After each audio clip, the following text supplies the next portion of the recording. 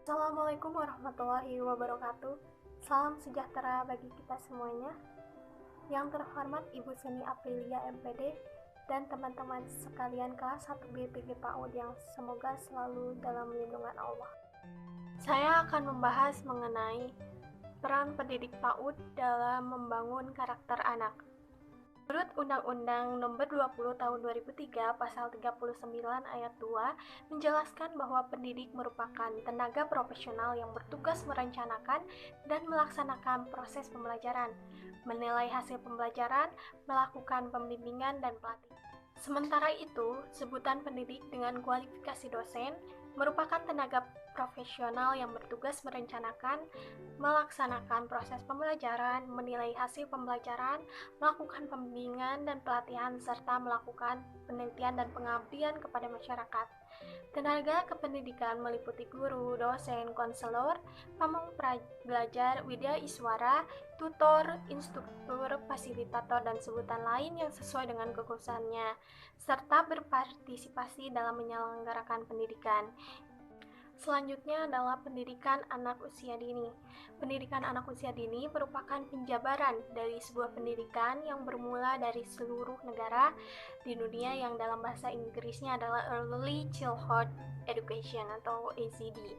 Menu generik menjabarkan pendidikan anak usia dini atau PAUD sebagai suatu upaya pembinaan yang ditujukan kepada anak-anak usia dini, yang dilakukan melalui pemberian rangsangan dan perkembangan jasmani, rohani agar anak memiliki kesiapan dalam memasuki pendidikan dasar dan kehidupan tahap selanjutnya.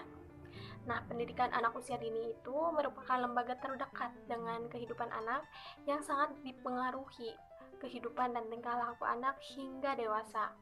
Selanjutnya, kita harus mengetahui pendidik PAUD itu. Pendidik PAUD merupakan orang yang bertanggung jawab merencanakan, melaksanakan, menilai, melakukan pembimbingan dan pelatihan dalam pembelajaran pada anak usia 0-8 tahun. Pendidik pada PAUD mempunyai tugas yang lebih kompleks daripada pendidik pada tingkat pendidikan. Selanjutnya kita membalik kepada pembahasan. Yang pertama adalah pendidikan karakter moral.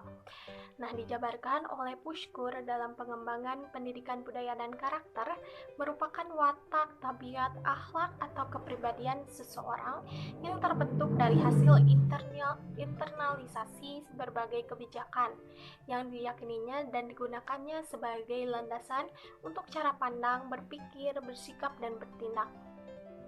Nah, berbicara tentang karakter, maka akan menyangkut semua aspek perkembangan yang dimiliki oleh seorang saat penanaman karakter yang meliputi kepedulian, kerjasama, berani, adil, suka menolong, kejujuran, humor, mandiri dan percaya diri, loyalitas, sabar, rasa bangga, banyak akal, sikap respect, tanggung jawab, serta toleran menurut Skyler and Bryan tahun 2002. Menurut Kohlberg, perkembangan moral itu dijabarkan meliputi 3 tahap.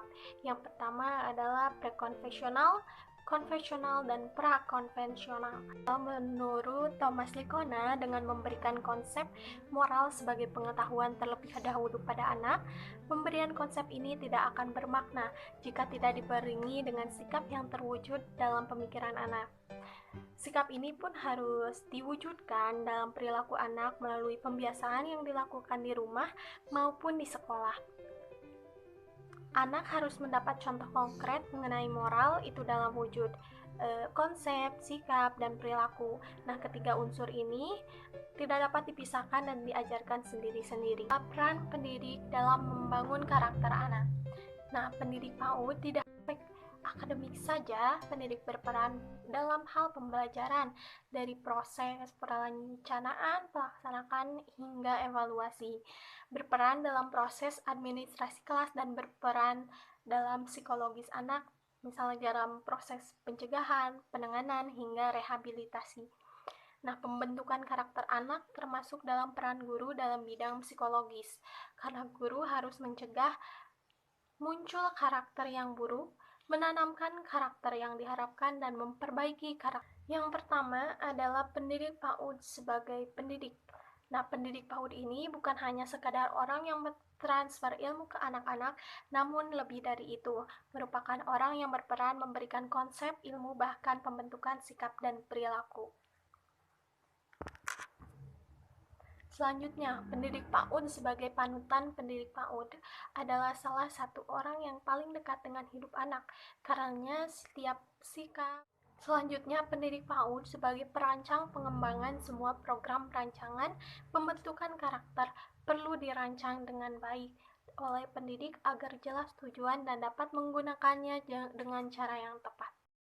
Kesimpulannya, karakter merupakan identitas suatu bangsa agar mengakar dalam hidup seseorang sebagai warga negara. Karakter memberikan identitas yang dapat dilihat secara kasat mata.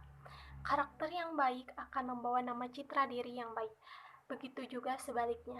Karakter pada anak harus dibiasakan dalam kehidupan anak melalui pembiasaan dan pemberian contoh yang nanti akan melahirkan perilaku tidak sekedar secara teori dan lembar kerja di.